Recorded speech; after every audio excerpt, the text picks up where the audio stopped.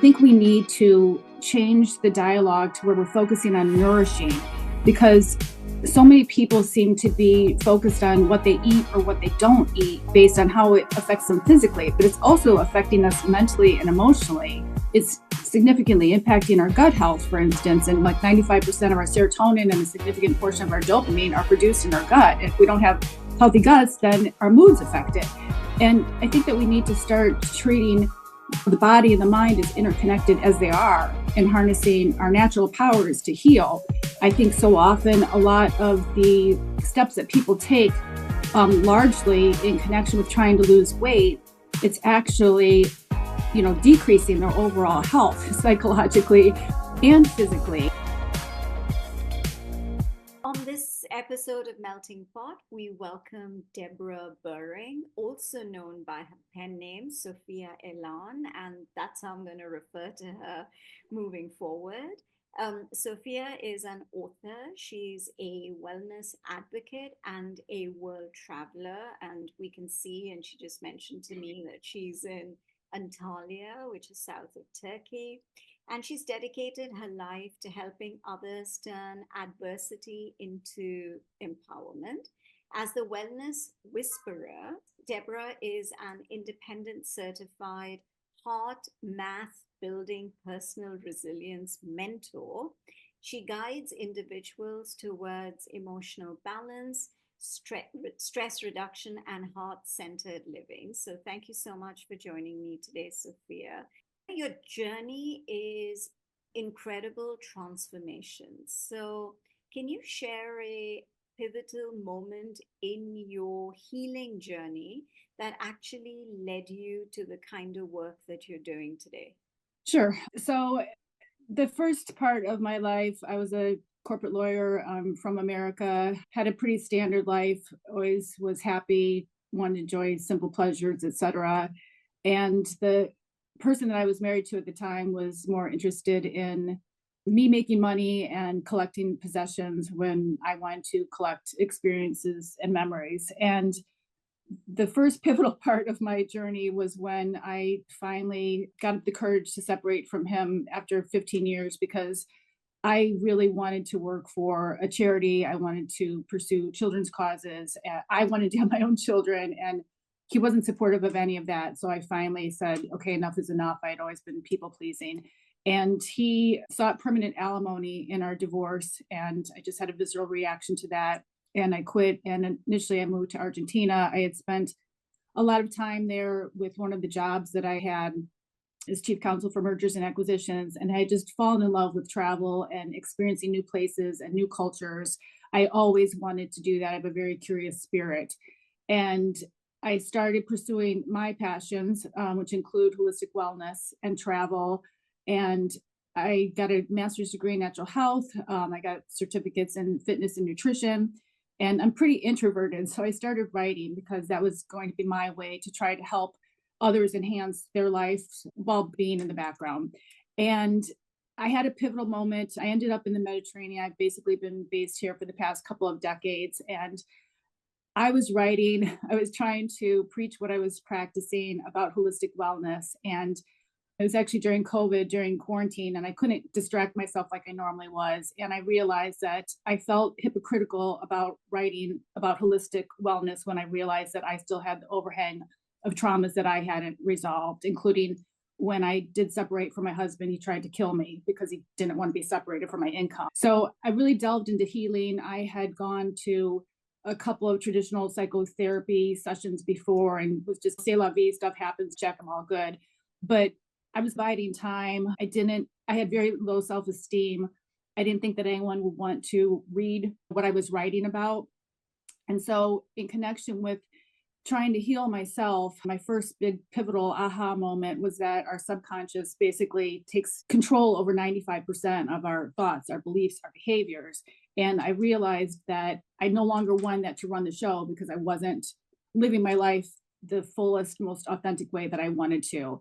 And something that was very transformative in my healing was writing my first book. I write across genres. And so I wrote an uplifting memoir called War Primed for Peace about overcoming those traumas. And I realized as I was writing it, that I was very blessed because even though I had dark moments from childhood and throughout my life with different abusive and narcissistic relationships, that I'd always been happy. I'd always been optimistic. I'd always been resilient. And I came across heart coherence and found out it was a realization that I had basically been intuitively practicing that throughout my life, like a gratitude heart meditation, if you will. And but for that, I think my life would have been very different. And so that catapulted me to wanting to get certified in it so that I could help share that once I saw the, scientific validation behind what it was that I had been doing. And I believe that it can help a lot of people. And I'm particularly obsessed with not only heart coherence, but cardiovascular health in general, because it's the number one killer globally. It accounts for a third of the deaths globally. And it's estimated that at least 90% of those diseases, it's preventable through simple lifestyle factors. And that's one of the things that really resonates with me from traveling so much and being in the Mediterranean, because my lifestyle is vastly different than it was in America. America is increasingly more divisive and less diverse. And where I am, I feel like there's less distress, less discord, less disease. And so I've been embodying that lifestyle for a long time now. And I feel like we can all incorporate those elements anywhere we are. And so now I'm on a mission to do that. So finally, my life, my passions and my purpose seem to have collided. Okay. So it's taken you, what, 20 years for this to happen? A lot longer than that. A lot longer than that. Oh, yes. Yes. Several decades. Okay. Okay. So I want to understand what you mean by the wellness whisperer.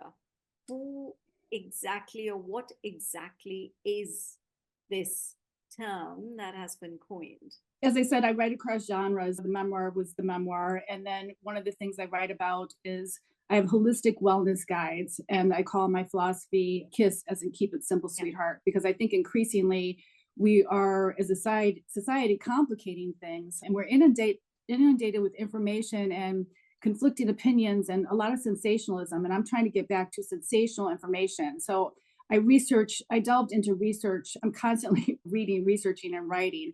And so I'm trying to make holistic wellness accessible to everyone through simple lifestyle factors that have proven benefits, because I really want it to be something that everyone can experience, no matter, where they are or what their circumstances are, that they don't need these special routines and a nutritionist and a personal trainer and going to retreats and buying equipment and expensive supplements, etc. There are so many things that we could do. And that's one of the things that resonates with me so much about heart coherence, because we all have a heart.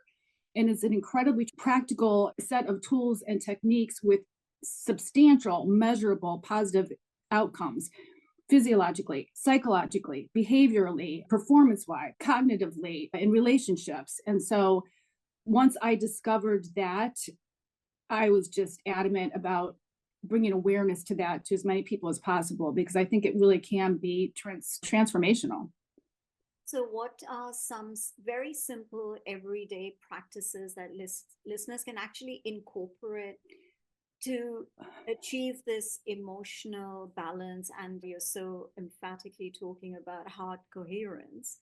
So, if you could suggest. Yes, I think in society, especially in the United States, there's such a focus on dieting as a verb instead of as a noun. And I think we need to change the dialogue to where we're focusing on nourishing, because so many people seem to be focused on what they eat or what they don't eat based on how it affects them physically, but it's also affecting us mentally and emotionally. It's significantly impacting our gut health, for instance, and like 95% of our serotonin and a significant portion of our dopamine are produced in our gut. And if we don't have healthy guts, then our mood's affected. And I think that we need to start treating the body and the mind as interconnected as they are, and harnessing our natural powers to heal.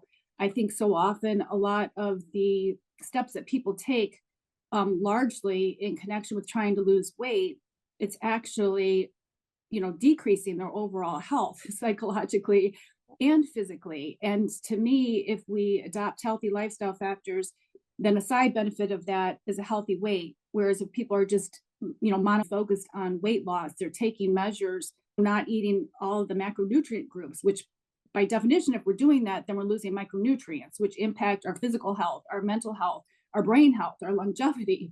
So I want to switch that. I also would encourage everyone to move. Everyone who is blessed to have mobility should be moving every single day. Our bodies are meant to move. And when I grew up, I absolutely hated physical education. I wish it had been, I wish the benefits of movement had been taught more, and I wish it had been more of a freestyle thing. But I don't know why movement could possibly be controversial, because it just has benefits for all of us. And even if people have disabilities in the United States, there are guidelines, different recommendations, no matter what your circumstances are, your age, your gender, your physical condition, everybody should be moving. And I don't think that people realize that has a positive impact throughout all aspects of life, and is one of the most significant factors in avoiding so many of the non-communicable diseases that could be prevented with lifestyle. And I know people who would rather practically starve themselves and not eat, or really limit their food instead of moving. And I think that we really need to embrace that more. And I think that people have to realize it's not about intensity, it's about consistency. And a lot of the countries that I travel around to, like, we have so many gyms in the United States. I don't really see gyms per se so much. People are either it's in parks where there's equipment that's there, or just outside in nature, or just day to day with gardening and walking to the store and walking before after dinner with friends. It's just a part of everyday life. And I think that people have to not think that they need to even belong to a gym or have a personal trainer or have equipment. Everything I do, because I move around so much, it's basically just using my body. I walk each day and I do body weight exercises. And again, growing up, I couldn't stand it. And now a day does not go by without me doing something. And if I don't do it, then I can't function. I do it more for my emotional health than anything else. And so I think we need to broaden it so it's not just a benefit for weight loss, but impacts us in every way. And it's one of the easiest things that we can do to significantly improve our lives. Yeah, no, that's absolutely true. I think walking is just, and when you're walking in nature, then, and like you said, just an after dinner walk with your friends, or you just Mm-hmm. step out, just move and not lead us. You're not driving from in the US. I know everyone's just got a car. It's so easy to have a car, and people are just driving everywhere. So it's that Yeah. stagnant lifestyle, which I people don't realize it, but I understand where you're coming from, that it actually impacts so many aspects of your body, your mind, your gut, your everything, that you don't realize it, but you do when it's too late. It's funny. I think back to when I was growing up, and we would all eat dinner together. One of my favorite memories of childhood would be every Sunday we would get together at my grandmother's, and my grandmother would take a walk after dinner with the kids. And nowadays, with social media, people seem to be more disconnected, and oftentimes people will just be inside. They don't even go outside. And like you said, if you just walk in nature, that has so many benefits. I love to have my grounding, have my feet touch the earth, the sea every day, and it makes a difference in my mood, my physical health, my sleep, everything. I It's just, it's simple and transformative. Again, keep it simple, sweetheart. I know a lot of people will say things like walking doesn't count and you have to do this, that, and the other. And I think that everyone needs to be his or her own personal advocate and not just listen to what people are saying, and start using Listen to your common body. sense. I think listen to your body is Yes. important. Yeah, yeah, no, I get that. Yeah, totally. Yeah. Common sense is not common. That's for Yeah, sure. exactly.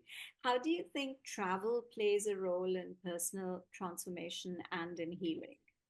Travel, I think travel opens your heart, your eyes, your mind. You get exposed to different perspectives, different cultures. It's one of the reasons why I've loved writing the novel series. I really delve into, oftentimes under the radar, hidden gems, and try to entertain while also educate and enlighten people. And I have throughout it different healing modalities, but also different cultural immersion, cuisine, philosophical movements, artistic expression. And so to me, it's the most mind opening thing. And I absolutely positively love neuroplasticity, the ability to change our brains. And like I said, I have a very curious, spirited soul. And every day I get up and I'm learning something new and I'm excited to do it. Oftentimes I have trouble finishing whatever it is I'm thinking I'm going to do that day, because I get diverted down somewhere else. And then that just keeps me thinking. And I think that's the key to living an engaged, enjoyable life, for aging well, for having longevity and vitality. And again, I think that the facts with neuroscience and our physical health, et cetera, they're so empowering and so liberating. And we just really have to harness those things that we can do for free Yeah, daily. It's a exactly. matter of daily. If you want to have a healthy life, you have to have healthy lifestyle habits. But it's pretty much as simple as that. Yeah. And what are some misconceptions that you feel people have about healing from trauma and stress? I think a few things. One that I had been under for most of my life was that suppression or repression was the way to go. That if you're not focused on it, I was basically going through my life running from one thing to another, quantity over quality, distracting myself. And that's like when COVID hit, when I'm like, oh, I can't do the things I was normally distracted with. I was stuck with my thoughts. And so I had to go through feeling that. So that was very transformative for me because certainly I had been embodying those traumas.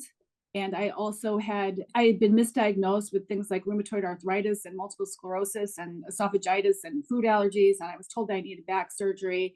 Stress, which is intimately related to unresolved trauma, stress accounts for like 85% of office visits. And yet, more often than not, the stress part is not being treated. We're given drugs for anxiety, for digestive disorders, et cetera. That's really not the way to go.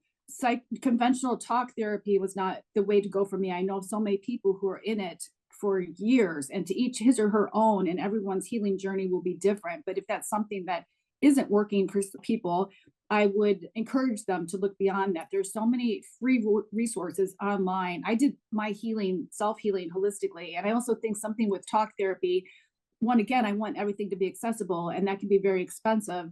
And healing is a process that requires daily intervention, which is something that we can take ourselves, which you can't outsource that to a therapist. Writing, I had always resisted journaling because I thought that I would just be wallowing. It just made no sense to me, like with the talk therapy. And writing is actually different because it helps you like objectify it and release it and truly get it out. And then another big thing is that's been helpful for me is affirmations, because I had negative underlying beliefs that I needed to change, but not just affirmations alone, because if you don't actually feel what you're saying, it's just going to stop at your brainstem. You're not going to embody that, whether it's meditation or I've used like self hypnosis to actually change my fundamental beliefs, because I was shocked at how my negative limiting beliefs since childhood were impacting me daily, significantly. And I really had to address those. So I think that a lot of people think that there's no light at the end of the tunnel. And that's one of the big reasons why I decided to write a book and speak about it, And because healing, that was your memoir. correct, Okay. And because what's the name of your memoir?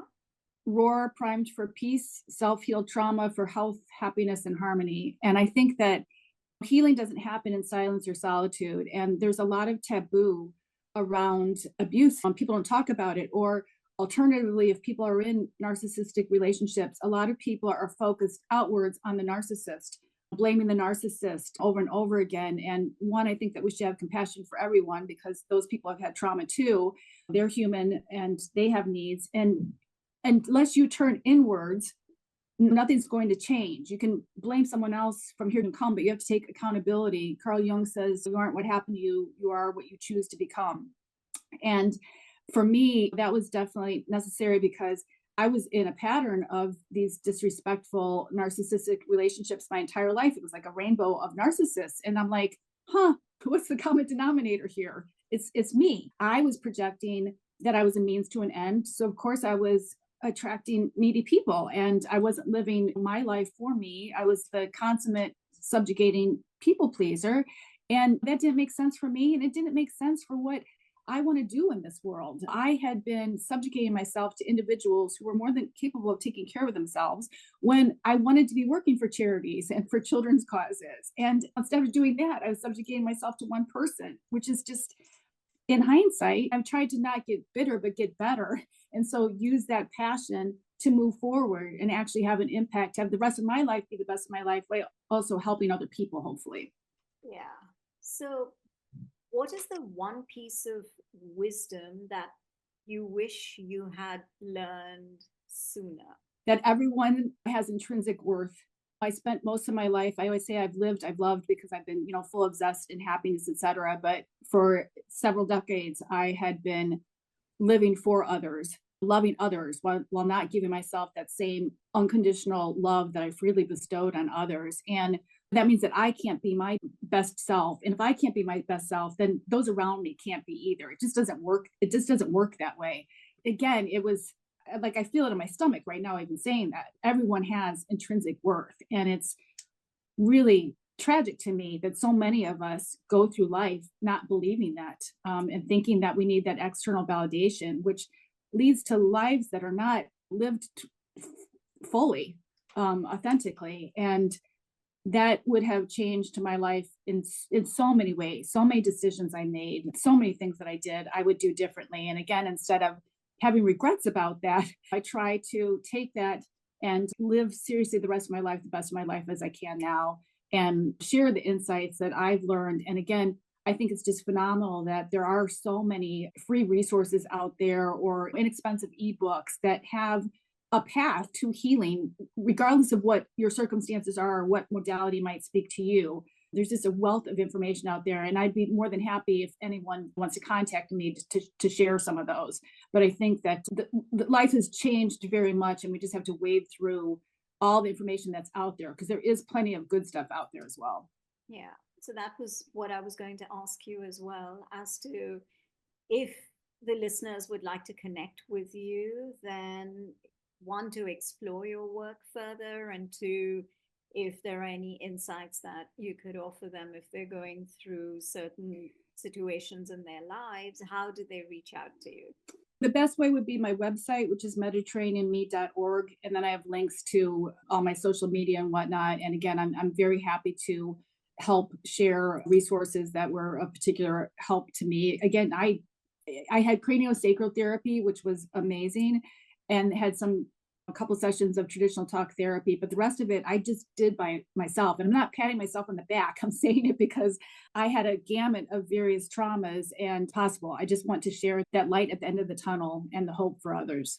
Thank you for that, Sophia. So, what's next for you? Any upcoming books, projects? Where are you going to be traveling to? Anything that's exciting you at the moment?